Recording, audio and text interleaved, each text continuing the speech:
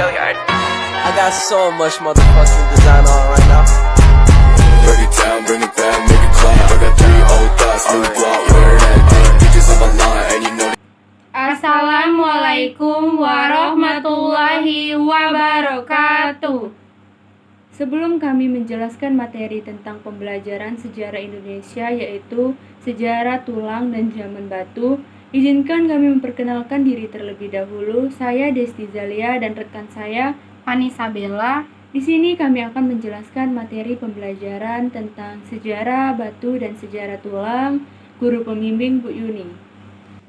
Zaman batu. Zaman batu adalah zaman ketika manusia membuat alat-alat kebudayaan dari batu di samping kayu dan tulang.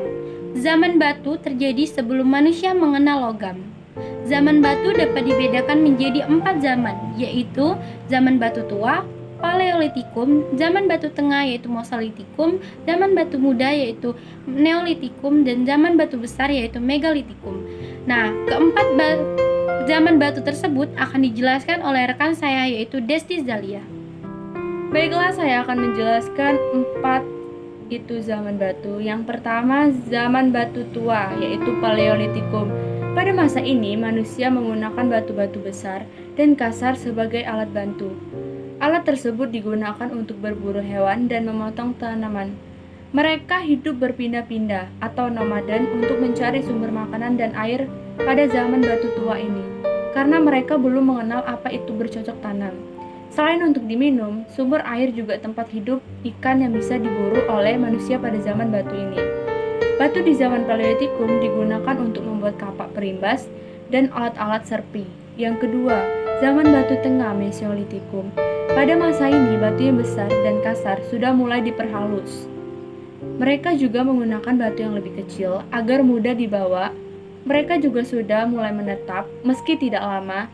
Yang dibuktikan, kenapa mereka bisa dibuktikan itu karena penemuan sisa kulit kerang bekas makanan yang terkumpul dan cerwak di gua pada zaman batu tengah ini adalah Mesolitikum.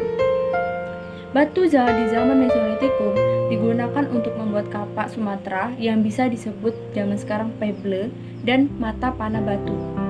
Dan yang ketiga, zaman batu baru Neolitikum. Alat bantu sudah mulai berbentuk dan bisa digunakan untuk menghasilkan makanan sendiri. Dan di zaman ini mereka sudah mulai bercocok tanam. Batu di zaman Neolitikum digunakan untuk membuat kapak persegi dan kapak lonjong. Terakhir, keempat, zaman batu besar yaitu Megalitikum. Nah, di zaman ini manusia mulai percaya dengan Tuhan. Batu tidak hanya dijadikan alat bantu tapi juga sebagai sarana pemujaan mereka pada zaman batu besar ini. Batu di zaman Megalitikum selain digunakan untuk membuat alat bantu, juga untuk membuat menhir, sarkofagus, punden, barundak, dan patung. Mempelajari pembagian zaman batu ini di masa prasejarah menimbulkan kesadaran bahwa perbaikan kualitas hidup manusia itu melalui proses yang panjang. Baiklah, materi yang kedua adalah bone culture atau kebudayaan tulang adalah budaya manusia purba di zaman Mesolitikum. Pada zaman itu, manusia yang hidup di gua-gua menggunakan alat sehari-hari dari tulang belulang.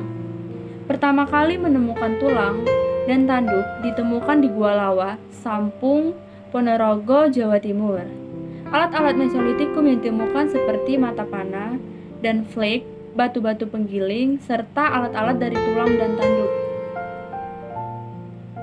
Karena sebagian besar alat-alat ditemukan di daerah Sampung, maka bone culture di Indonesia disebut kebudayaan tulang Sampung, Sampung bone culture, hingga sampai saat ini dikenal pun seperti itu. Namun, ternyata tak hanya di daerah Sampung ditemukan alat-alat batu dan tulang dari zaman batu Madia. Beragam peninggalan prasejarah itu ditemukan di daerah Besuki, Jawa Timur oleh Van Heckeren. Selanjutnya, di daerah Gua Bojonegoro ditemukan pula alat-alat dari kerang dan tulang bersama dengan fosil manusia, yaitu di Papua Melanosteus juga ditemukan seperti itu. 2 macam peninggalan bone culture. 1. Alat tulang dan tanduk dari Gua Lawa.